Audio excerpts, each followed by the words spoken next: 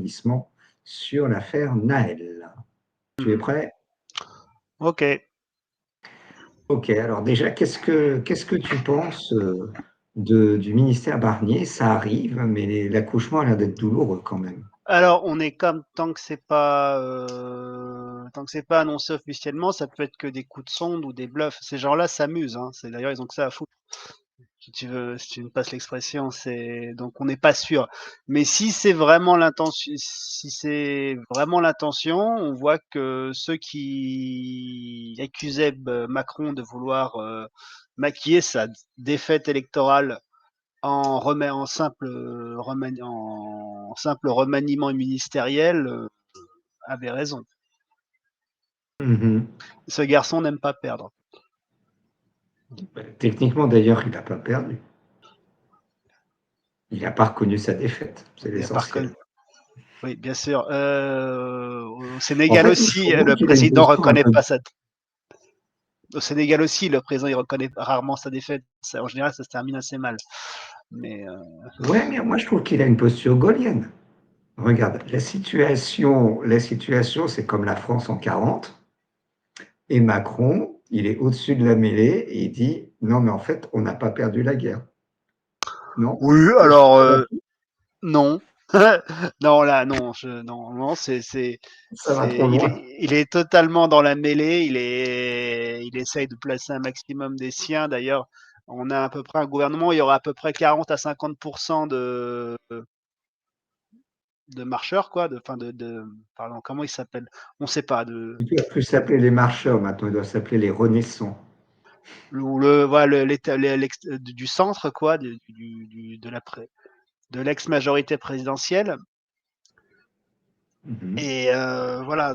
Après, ça peut donc là être bien malin qui peut dire, parce que s'il arrive à imposer ça, est-ce que bon, alors c'est évident que la gauche va voter une motion de censure vu qu'ils en sont à la motion de destitution. Oui, ils Le sont déjà RN, allés plus loin.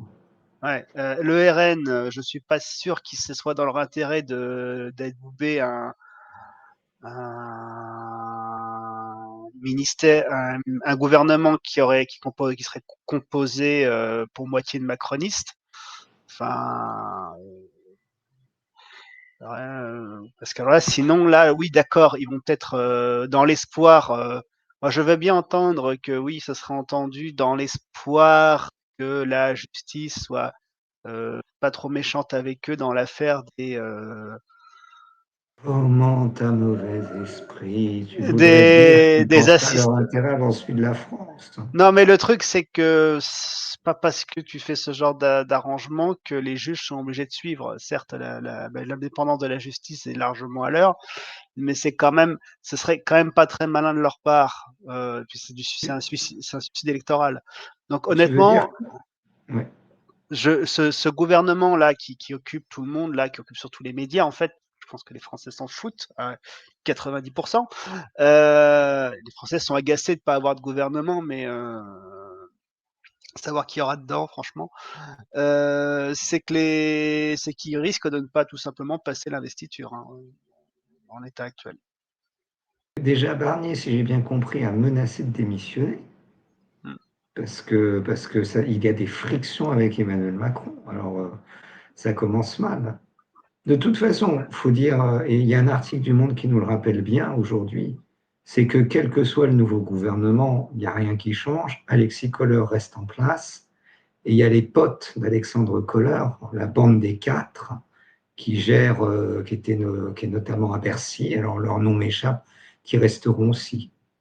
Donc au fond, à partir du moment où tu as toujours les mêmes quatre personnes qui ont la main sur le coffre-fort, bah, le reste, c'est de l'agitation, quoi, c'est du roman historique.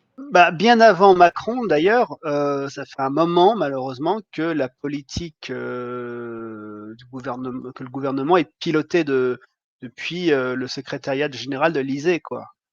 Et ce qui est extrêmement malsain parce que c'était pas censé se passer, c'est pas prévu pour marcher comme ça. Donc, si ces gens-là continuent de vouloir le faire, oui, il se pourrait que Barnier ait un sursaut d'orgueil et dise toi, tu te débrouilles. D'ailleurs, quand tu dis friction entre Barnier et Macron, moi je dis c'est tellement la même personne mais avec un décalage dans le temps que je me demande qu'on n'ait pas, carrément un paradoxe temporel quand ils se trouvent dans la même pièce. C'est vrai.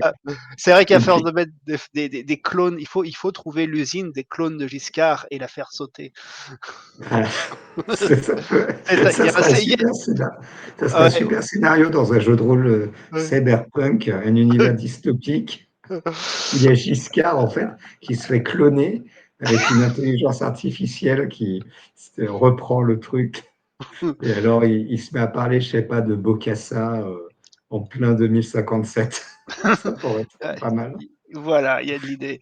Mais voilà, tout ça, c'est de l'écume. Mais est-ce que Macron est parce qu'il y a encore la France, enfin les commentateurs de la politique française se divisent en deux camps. Ceux qui pensent que Macron est un génie tordu, d'autres qui pensent que c'est un imbécile à la OSS 117. Je sais pas si tu connais la vieille bande dessinée Gilles Jourdan.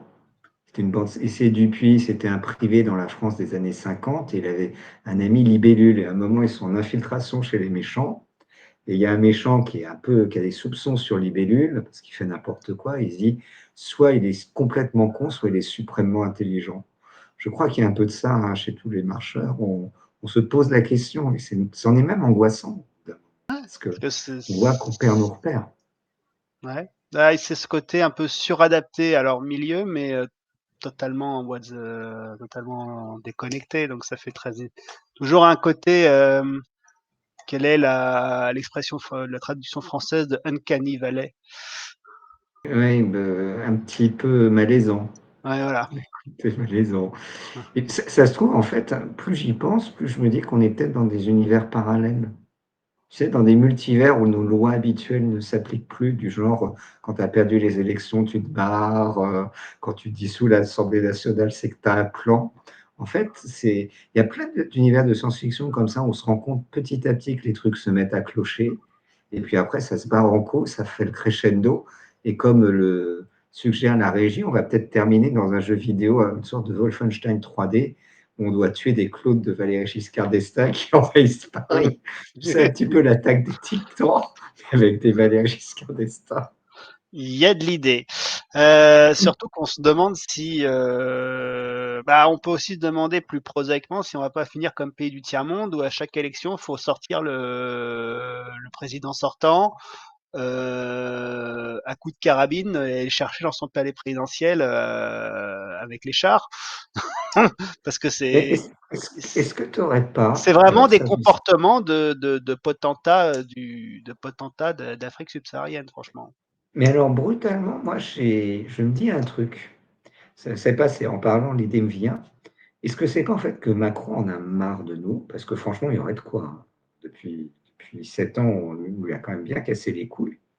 Et donc, du coup, est-ce qu'il ne ferait pas la politique du pire, mais vraiment n'importe nawak, pour que la destitution passe? Et là, du coup, il est enfin débarrassé de nous, il est enfin débarrassé de l'Élysée, et il peut peinard faire. C'est une théorie complotiste, je sais bien, mais au bout d'un moment, à force de faire n'importe quoi comme ça, c'est pas possible, c'est qu'il y a un plan, quoi. Non, non, il y a pas de plan. S'il en avait marre, il avait qu'à démissionner. De la France, tu que ça. Oui, mais démissionner, c'est genre, c'est moi qui jette l'éponge. Tandis que là, c'est je suis trahi par une bande de députés qui sont même pas foutus de faire un gouvernement. En plus, il y a tout qui s'effondre. Est-ce que Macron n'aurait pas un côté Mac-Mahon, quoi? Ouais, non, parce que, McMahon, Que d'eau, et après moi le déluge. il avait une large, majorité. Je vois à quoi tu fais référence au début de la compliquée de La la Troisième Ré dissolution sous la Troisième République de Mac-Mahon, qui fait ça juste parce qu'il en a, en fait, il en a plein les couilles, quoi. En fait. Oui, mais en face de lui, il a une majorité solide et qui lui opposé à lui, qui est quand même assez solide et qui se renforce après la dissolution. Là, c'est un bazar sans nom. Non, je pense que Mm. Macron veut surfer sur le bazar, jouer sur la lassitude et sur les petits calculs et les ambitions des uns et des autres. Il pensait peut-être avoir la bonne poire avec Barnier parce que c'est un type qui est encore plus européiste que lui. Parce que lui, il est vraiment recraque, il a le pins dessus, il est le TCE retoqué, c'est lui. Il a été deux fois commissaire, il me semble. Enfin, il a fait tous les Pas de gouvernements police, hein, européen, c'est pire. ouais, 2 fois commissaire européen et si je me souviens bien, il a dû faire à peu près dans chaque gouvernement de droite, il était là. Comme quoi, on pourrait dire que c'est un peu le Dick Cheney français. Tu sais, on disait de Dick Cheney, donc le vice-président de George W. Bush, que en fait, toute sa carrière, c'était parce qu'il était dans l'immeuble, il était pas à fleurs, et quand tout le monde s'engueulait pour un poste, au bout d'un moment, il y avait quelqu'un qui disait Why not Dick? Et c'est comme ça qu'il est monté, monté, monté. Bah, il y a peut-être ça chez. Sauf que Dick Cheney a quand même un côté Dark Vador, alors que Michel Barnier, moi je le verrais plutôt comme un Ewok. Oui, voilà, c'est quand même pas le même calibre. Dick Cheney, c'est aussi un homme d'affaires. Il avait son propre empire. Il avait de gros intérêts dans des boîtes. Il contrôle plusieurs boîtes pétrolières. Il contrôlait Halliburton. Enfin, bref, il s'est fait des couilles en or pour la guerre.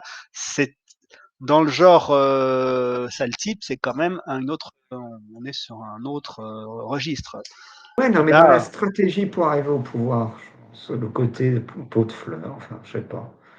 ouais, c'est plus un type, c'est plus des mecs qui ont des. Parce que comme le régime aux États-Unis, c'est vraiment un régime présidentiel, ça fonctionne pas pareil. Et puis, non, franchement, c'est comme comparer un... C'est comme Une Rolls-Royce avec une 2 chevaux. ouais, ou un, Ouais, mais tu sais, on est un en France, seigneur on est de guerre fiché. et un seigneur de guerre et son majordome. Tu vois, il y a un côté, tu vois, il y a ce côté comme disait De Gaulle, aurait dit De Gaulle à l'imperfit, je crois. C'est que vraiment chez la bourgeoisie française, donc ben, cette bourgeoisie, pas forcément de la haute bourgeoisie parisienne, mais de la bonne bourgeoisie de province aussi, comme Barnier est un beau spécimen. Il y a ce côté un peu majordome né, c'est-à-dire c'est aller faire des courbettes, quoi. Ils le font bien. Bah, écoute, on va suivre ça. Mais tu parlais de la haute élite française, de la grande bourgeoisie. Eh bien, il y a du remue-ménage à Sciences Po, puisque ça y est, on a le nouveau président, ce qui clôt une crise de gouvernance qui avait duré depuis mars dernier. Donc, c'est Luis Vassi, donc, qui est franco-uruguayen, qui a été ambassadeur de France en Hollande et également directeur de cabinet au Quai d'Orsay sous Séjourné. Donc, on voit que c'est quelqu'un de 44 ans, donc déjà vraiment nouvelle génération, on est bien dans la génération Macron, qui est arrivé au pouvoir maintenant il y a quelques années. Alors, moi déjà, je tiens à dire, je lui souhaite bonne chance, parce qu'on m'aurait donné le poste, je ne l'aurais pas pris. Parce que même s'il paraît que c'est mieux payé que le salaire de président de la République, directeur de Sciences Po, parce que forcément, il faut le mettre au niveau des écoles internationales, comme on a voulu l'internationalisation de Sciences Po pour faire une sorte de Harvard à la française. Mais, ah ben, Désolé, c'est c'est pas nerveux. gentil. Désolé, Mais c'est nerveux. surtout, moi, je lui souhaite bonne chance, parce qu'on se rappelle que son prédécesseur, donc, qui était Richard Descoings, est mort en 2012 dans des conditions scabreuses dans une chambre new-yorkaise à côté de 2 escort boys, que après le prédécesseur Frédéric Mignon, je ne me rappelle plus, a dû Non, démissionner en catastrophe parce que affaire du Hamel qu'il avait plus ou moins couvert, et que le dernier en date, Mathias Vichra, lui est tombé dans une procédure où en fait il s'accuse mutuellement avec son épouse de violence conjugale. Alors tout ça, moi je pense qu'il y a la scoumoune, il y a quelqu'un qui a jeté le mauvais œil. Surtout François Hollande a dû bénir le poste de Sciences Po. Il y a un truc qui s'est passé, quoi. Et ben attends, moi, faut faire gaffe. Moi, je n'y vais pas. Directeur de Sciences Po, je refuse. Et alors, là-dessus, moi, juste une petite remarque sur le. On sent que c'est la fin de l'innocence, quoi. Parce que Sciences Po, depuis Descoings, il y avait un petit peu une prétention rock'n'roll. On va aller s'amuser et tout, on va s'ouvrir sur le monde. Là, Vassy, il a l'air de vouloir recadrer un petit peu les choses. Peut-être parce qu'il y a le traumatisme après le printemps dernier et l'occupation d'un amphithéâtre autour du conflit palestinien. Il y a 8 élèves qui ont été en procédure disciplinaire avec des accusations d'antisémitisme. Donc là, globalement, on revient aux fondamentaux. Les fondamentaux, c'est quoi? C'est l'Europe, c'est bâtir plus de partenariats avec le Sud global. Bref, c'est un truc qui semble l'école de la contemporanéité. C'est dans le programme de Vassy. Donc on revient un petit peu à des fondamentaux. Par rapport à Mathias Vichra, qui, je rappelle, avait fait un tour dans le privé, déjà. Là, on voit quand même que Vassy a fait une carrière dans la haute fonction publique. Et en plus, Mathias Vichra avait publié un livre, je crois, et il a publié un autre livre, Je suis injuste, en devenant directeur de Sciences Po. Ce livre, c'était pour une analyse, pour une analyse des textes de rap contemporain. Je crois qu'il avait publié ça vers 2002-2003. Bon, il était encore assez jeune. Ça m'avait toujours fait marrer l'idée que le directeur de Sciences Po, la seule publication qu'il avait pour faire valoir un parcours universitaire d'exception, eh bien, c'était un texte d'analyse du rap, des textes de rap contemporain, pour une analyse textuelle du rap contemporain, enfin un truc comme ça. Voilà, voilà.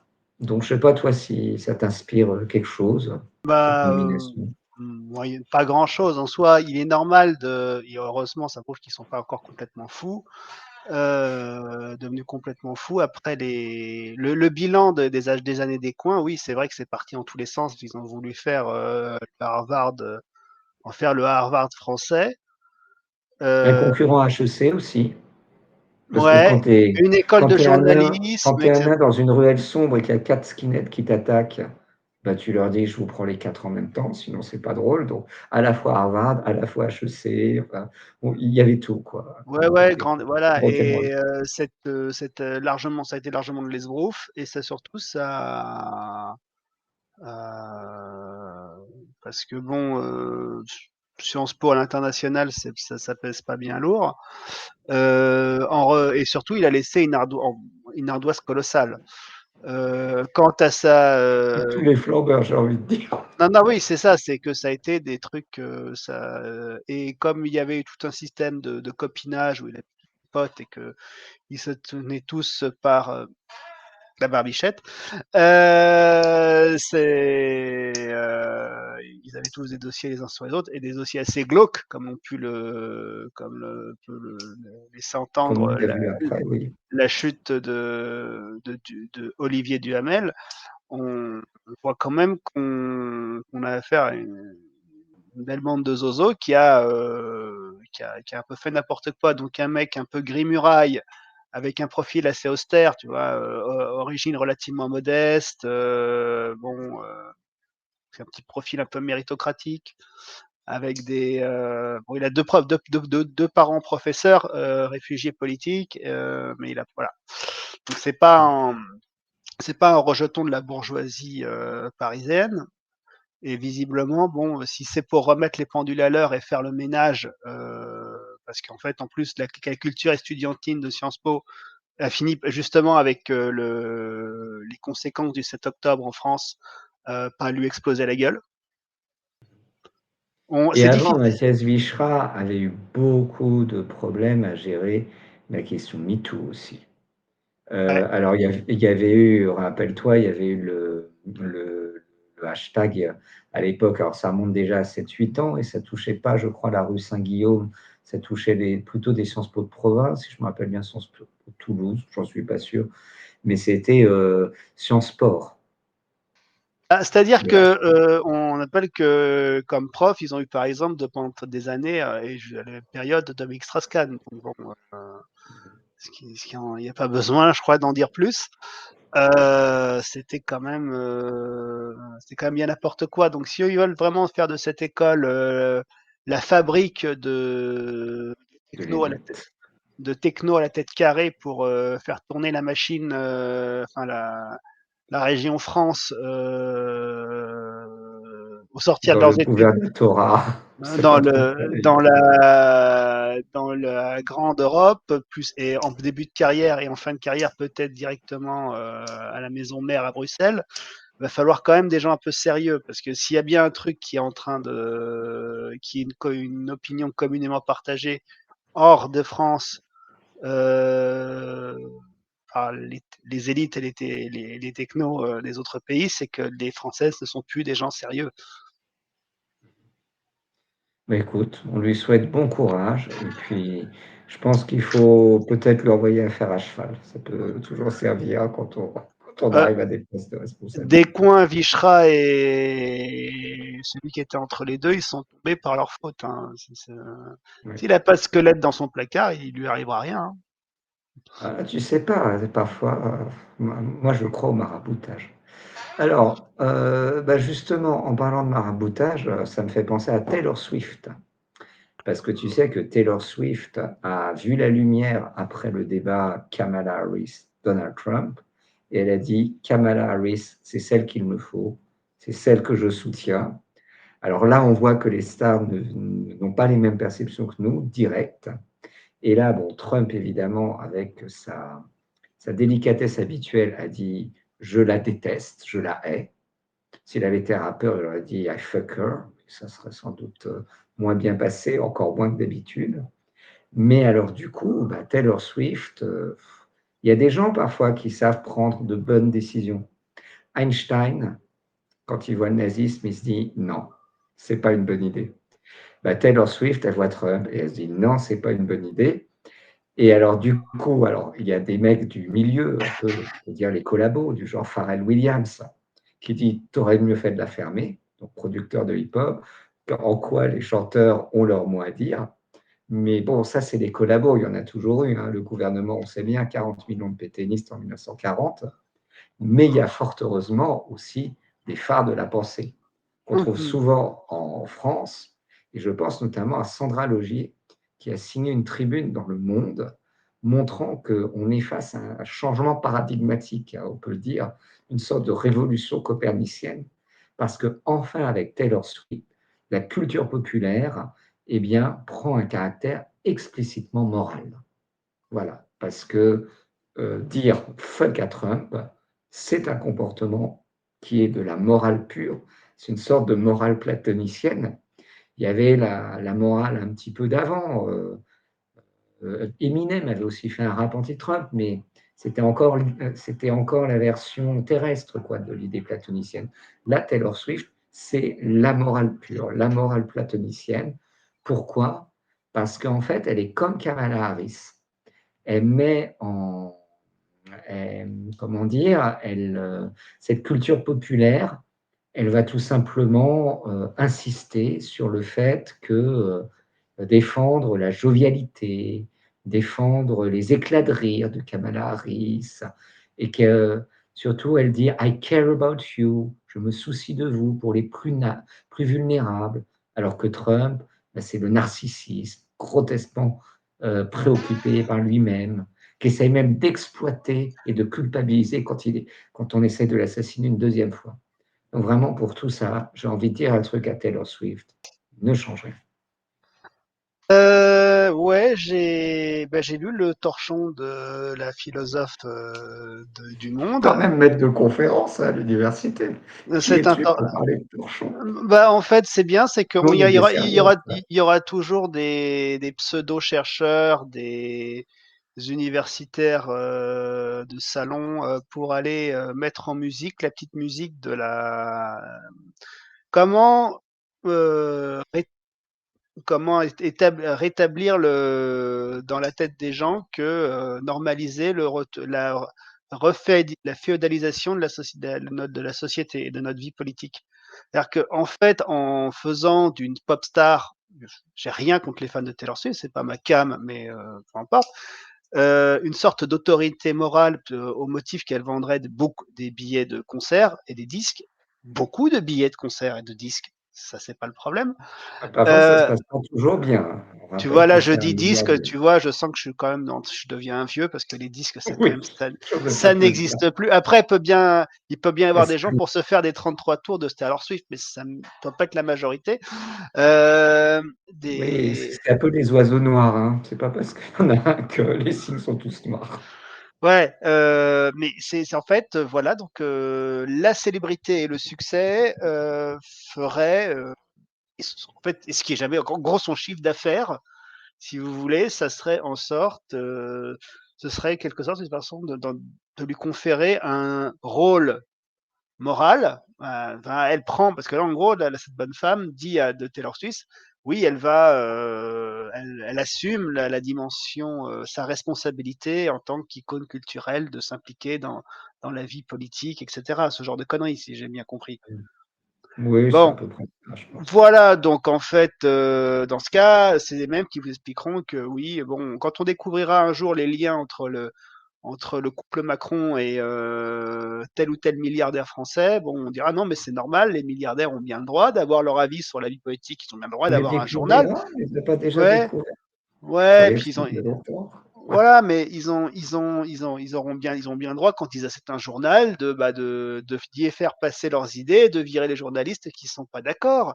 C'est leur Tu te journal. rappelles, tu te rappelles que JP Morgan, magnat de la banque américaine, disait au début des années 20, les journalistes, c'est comme les putes, c'est juste que ça coûte moins cher. Sans doute. Mais les universitaires aussi, apparemment. Euh, Oh non, non, non, non, non.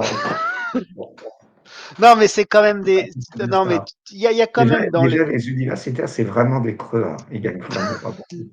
Non, mais tu sais, dans tout ce qui est dans cette frange de l'université, de sciences sociales, de philosophie, qui sont là pour, en gros, chanter, mettre Faire en la musique, caution morale du régime. voilà, du pouvoir en place et des. Bon, moi je veux bien. Ça, c'est petit télégraphiste de la.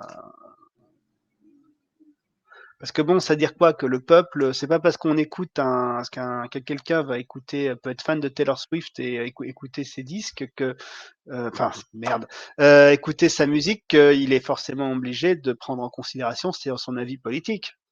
Bah, je me demande en fait, justement, quel est l'impact? Parce que on dit souvent que la génération Z, il ne faut pas se mentir, les fans de Taylor Swift, c'est quand même Oui, plutôt la génération Z.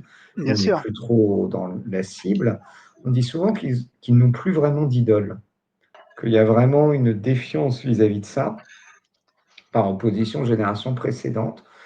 Donc, je ne sais même pas si c'est très, très, très, très productif. Je me pose la question. On rappelle, je crois qu'il y avait Kanye West qui avait soutenu Donald Trump. Mais bon, maintenant, je pense que Kanye West, il n'y a plus personne qui veut son soutien depuis qu'il Oui. a salement dérapé. Donc, Bah, il est, oui, il est un peu forcé sur les substances, lui. ouais. Mais Mais je me demande en fait si, voilà, si Taylor Swift brutalement nous écoutait et se disait, je sens qu'ils défendent les valeurs morales, le peuple en serait terme, donc je big up la zone libre. Est-ce que tu crois qu'on aurait brutalement une explosion des vues? J'en suis pas sûr. euh, si, mais plus que ce serait tellement what the fuck que ça durerait pas très longtemps. Mais paf, ça serait une sorte de flash. Mais c'est quand même assez. Un flash, tu veux dire une lumière chaude et éblouissante comme une explosion nucléaire. Ouais, ouais, non, mais c'est pas On s'en vraiment. passera, merci. Ouais. Bon, La-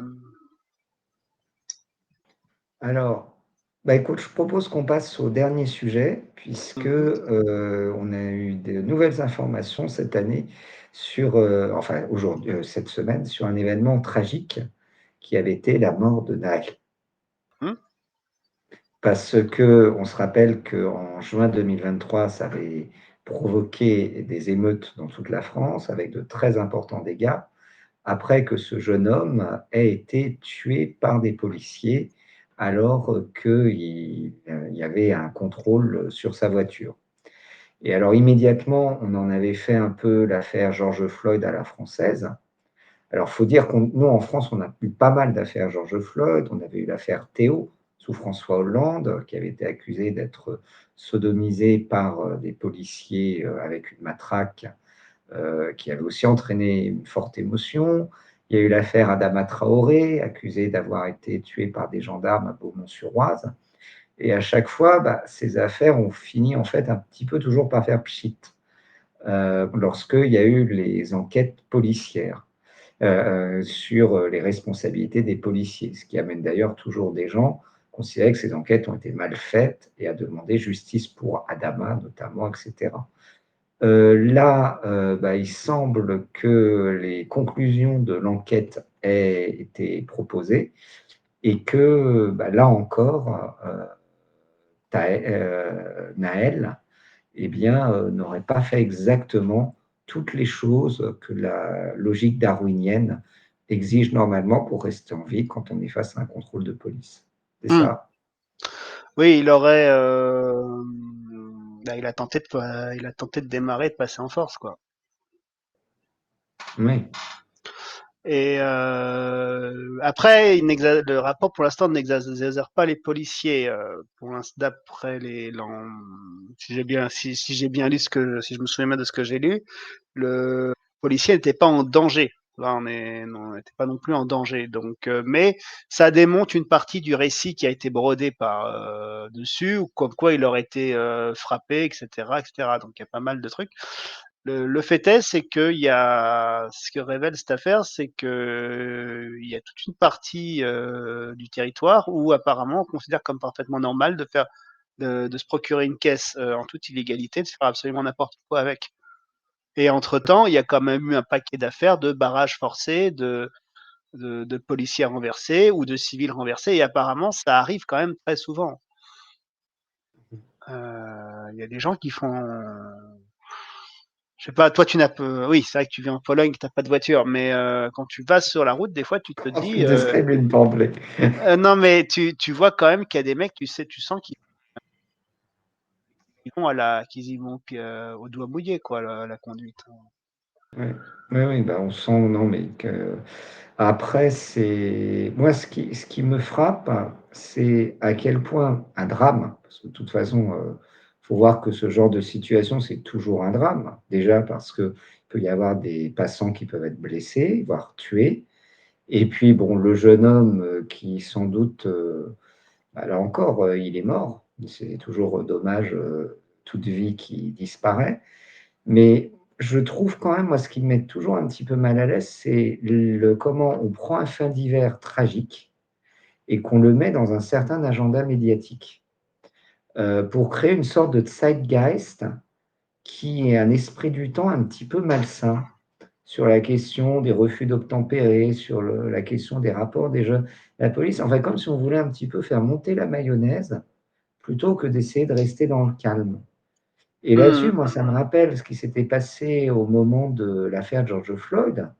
Quelques temps avant l'affaire George Floyd, il y avait eu un jeune homme, Tony Tempa, c'était à Dallas, qui avait eu une crise de schizophrénie. Il n'avait pas sa médication. Il avait appelé la police de Dallas au secours.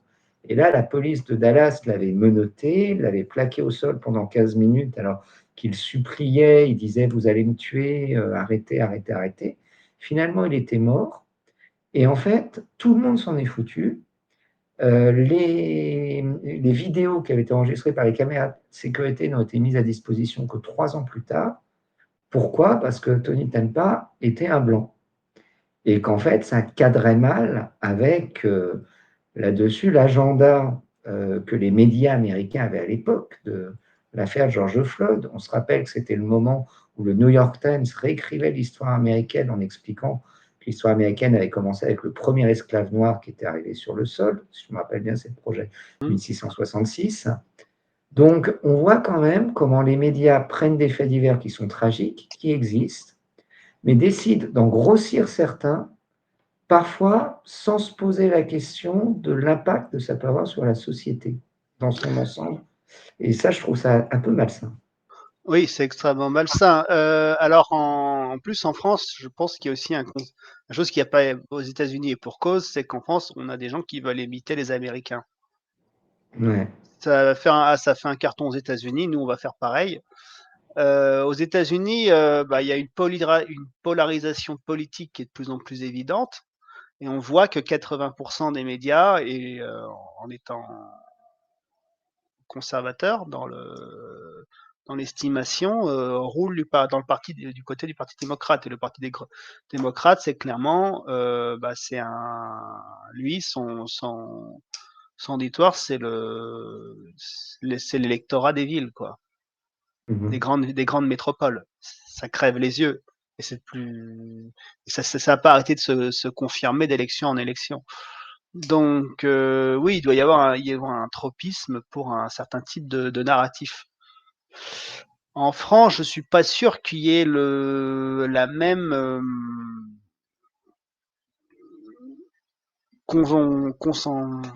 convergence d'intérêts.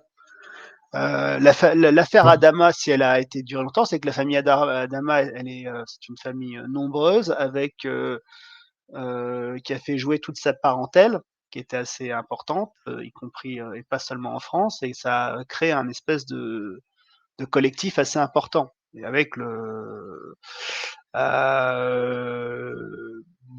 l'affaire Théo.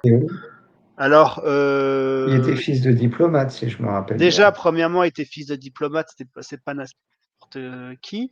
Ensuite, il y a le caractère choquant de la blessure. C'est quand même une violence.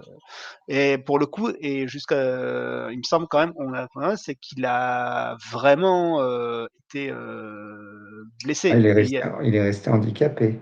Voilà, donc c'était pas voilà, donc et d'ailleurs la condamnation, si elle n'est pas aussi sévère que probablement l'accusation espérait, elle n'exagère pas les policiers. Celui qui a porté le coup ne fera pas de terrain avant a été condamné à un an de prison avec sursis et Oui, n'ira. non, mais ça Voilà. c'est justement, on voit qu'il y a qu'il y a des faits divers assez dramatiques. Mais moi, ce que je trouve, c'est un peu bizarre la manière dont on en parle, en fait. On est un peu, parce que la police française et la police américaine sont quand même très différentes dans leur manière de fonctionner. La police américaine fait beaucoup plus de morts que la police française, sans hésiter. C'est un pays aussi où il y a beaucoup de gens qui sont armés. Et en plus, la police américaine, ce sont des gens qui gagnent de très bons salaires, souvent. C'est socialement, pour être policier aux États-Unis, tu palpes, surtout dans les grandes métropoles. Tu fais Alors que, partie je crois qu'il y avait un sociologue américain qui appelait ça la classe aux États-Unis, parce que comme c'est pas la police, mais les polices, parce que ouais, chaque ville, chaque comté, chaque État a sa police. Et en fait, il avait parlé de classe prétorienne, en alliant les services de sécurité, la sécurité privée et l'armée, ça formait certains. Et souvent que tu avais des gens qui pouvaient devenir anciens militaires qui devenaient flics, shérifs ou société privée. Ça formait une caste, une couche sociale avec des réflexes et une culture assez cohérente. On n'a pas ça en France. non, il faut le dire, un policier, c'est un clodo, quoi. Copland, ça n'existe Même s'il n'est pas infiltré en planque, pas. c'est des jeunes types. Je ne sais pas d'ailleurs si leurs heures supplémentaires ont été payées, parce qu'il y avait eu tout un débat au moment des Gilets jaunes, où vous avez des millions d'heures supplémentaires non payées. J'imagine que là, il y a dû en avoir pas mal avec les JO et tout ça. C'est quand même, c'est pas la même chose, c'est pas le même milieu social qu'aux États-Unis. Ah, la première fois que j'ai déposé de main courante, le sujet entre eux, c'était qui va se cotiser on se cotise pour avoir des ramettes de papier. Donc ça, tu vois, c'est pas possible aux États-Unis, c'est pas pensable. Aucune police digne de. Voilà, Les donc autres secrétaires avec de la chirurgie esthétique qui leur apportent les ramettes de papier. non, mais ça, je sais pas, mais Ils ont tu vois le Pamela truc. Anderson, hein. Tandis que Tu, nous, on est au maximum Mireille Mathieu. Tu vois le problème, on n'est pas le même rapport. Après, la police, elle devient de plus en plus plurielle en France parce que tu as la police nationale depuis Macron et les Gilets jaunes, ils ont multiplié les unités spéciales de anti-machin on a refait les voltigeurs la Pasqua, donc on commence à avoir, on voit le retour de certaines unités avec une mentalité cow-boy. Il y a la BAC. Il y a eu aussi les polices municipales. Il y a encore quelques années, ils étaient juste là pour mettre des contredanses et faire la circulation. Maintenant, ils sont même dans des villes de gauche, traditionnellement à gauche, il y a des polices municipales, des policiers qui sont pas encore toutes, mais qui sont le plus souvent, de plus en plus souvent armées. Donc, on met des caméras, il y a les caméras, on en fout de plus en plus, etc. Donc, oui, on s'américanise, hein, et c'est pas une bonne nouvelle, mais de plus en plus. Parce Ouais. qu'effectivement, quand un traitement et avec la lecture par l'opinion, des faits divers, elle va souvent avoir un grillage communautaire de plus en plus, parce que la société française se communautarise. Et puis en plus, il y a un fait tout simple, c'est qu'une grosse partie du divertissement vient des États-Unis. Ouais. Donc, à partir de là, tout le monde a dans l'esprit les violences policières américaines. Et en fait, le gendarme de Saint-Tropez a été remplacé par le cow-boy de Dallas, quoi. Oui, très franchement, c'est presque un. Enfin, d'ailleurs, c'en est presque pour les professionnels de la loi en France, c'est le premier truc qu'ils doivent se dire face à un justiciable. Alors en France, c'est pas comme aux États-Unis, non. Voilà, ça et ça, vous oubliez. Ça se passe pas comme ça. Parce que les gens, ils en savent plus long peut-être à force de regarder des séries policières américaines ou de la télé-réalité policière ou des vidéos sur YouTube selon les générations où on voit des des policiers américains en action à leur avantage ou pas, ça dépend de la vidéo. Selon les opinions politiques, on est dans une bulle cognitive où on nous montre des vidéos de violences policières ou au contraire de policiers qui Beaucoup de sauvent la peau de Français leur en famille. savent plus sur la loi américaine que sur la loi française. Ouais, mais pour terminer, est-ce qu'on peut vraiment leur en vouloir? Parce que tu vois, entre Trump et Harris et entre Barnier et Macron, bah, il y a quand même un truc qui est plus un scénario de blockbuster. Il y a des tentatives d'assassinat, il y a des destitutions au dernier moment, il y a le rire du Joker. Enfin, il y a quand même plus de moyens d'un côté. C'est vrai que Bah, par rapport à la campagne et les présidentielles françaises, on a la mère Le Pen et comment dire, Emmanuel Macron, on s'ennuie un peu en France, quoi. oui, C'est un peu l'équivalent d'une évidemment. série du samedi soir. Ah oui, et encore, t'es gentil. Mais j'aurais pu te dire épisode de Derrick, mais le, le problème, c'est aux États-Unis, oui, il y a un enjeu que les Américains le veuillent ou non, parce que bon, ce pays pèse qu'il pèse sur la planète et certes, je ne pense si c'est bien en politique extérieure, faut pas croire qu'entre Trump et Kamala Harris, il n'y a pas autant de différence qu'ils aimeraient le faire croire à leur électorat, parce que ce que les années Biden doivent nous apprendre, c'est que non, ce n'est pas ça se passe pas à la Maison Blanche. Hein. C'est c'est peut-être pour ça qu'il y a des tentatives d'assassinat sur la personne de Trump, c'est que en général, quand un président américain essaye d'être le patron, ça se passe, il peut y avoir des problèmes. Hein. Ça arrive assez souvent.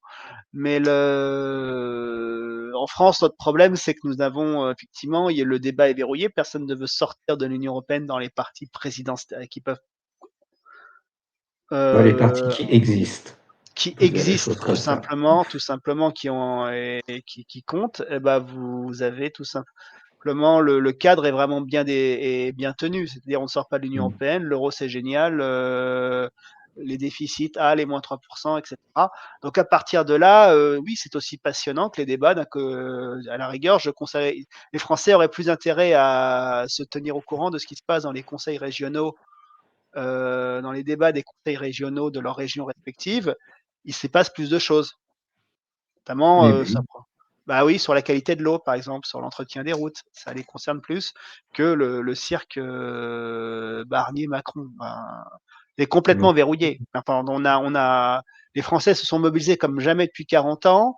Non, Euh, t'exagères, c'était beaucoup mobilisé en 2005 aussi, pour le non au référendum. Oui, ça fait 20 ans du coup. Oui. Mais non, dans une élection régulière, je dirais, on n'a pas vu ça depuis très très longtemps. 78, j'ai cru comprendre. J'avais cru lire quelque Mmh. part. Tout ça a été escamoté. On essaye de nous vendre un peut-être futur gouvernement qui serait jamais qu'un remaniement avec couverture sur la droite par Macron. Ouais. Oui. Si on voulait nous faire passer que la démocratie c'est terminé, bon, bah, on s'y prendrait pas autrement. Donc à partir de là, oui. À Je ne partir de peux pas là, te laisser dire ça, Sébastien. La démocratie, c'est comme Goldorak et triomphe toujours. Et ouais. donc, je te Mais pas comme propose ça. qu'on reste sur cette note positive, parce que Taylor Swift et Goldorak, eh bien, nous sauvons. Allez, bonne soirée. Bonne soirée, au revoir.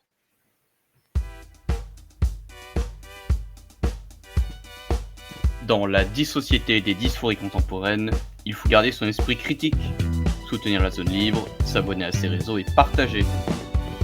Dans la société des crises, en dissolution, être dans la zone libre, c'est passer du constat au combat.